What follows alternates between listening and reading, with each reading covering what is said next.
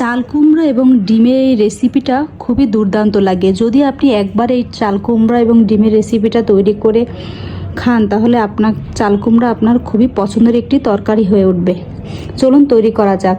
প্রথমে একটি পাত্রে আমি তেল গরম করে ডিম সিদ্ধ করে ছিলে নিয়েছি এবং হলুদ লবণ মেখে ডিমগুলোকে ভেজে নেব।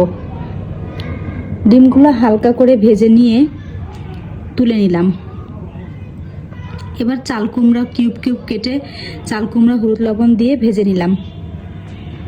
পাত্রে আরেকটু তেল গরম করে নিলাম, দিয়ে দিলাম পেঁয়াজ বাটা 1 চামচ, হাফ চামচ রসুন বাটা, দিয়ে দিলাম হাফ চামচ আদা বাটা,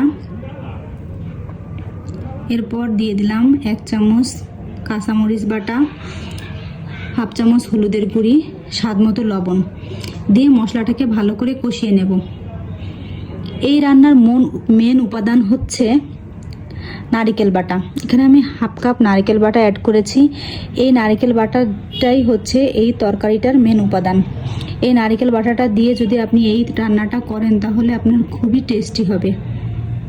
দিয়ে নারকেল বাটাটা দিয়ে আমি খুব ভালো করে কষিয়ে নিয়ে দিয়ে দিলাম ভাজা চাল কুমড়োগুলো, দিয়ে খুব সময় নিয়ে এটাকে কষাতে হবে। কষানো হয়ে গেলে এর মধ্যে অ্যাড করলাম ঝোলের পানি।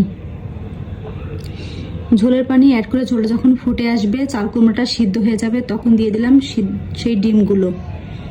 সিদ্ধ ডিমগুলো দিয়ে চাল কুমড়া যখন সেদ্ধ হয়ে আসবে, ঝোলটা গাঢ় হয়ে আসবে, দিয়ে দিলাম গরম মশলার গুঁড়ি আর হাফ চামচ চিনি।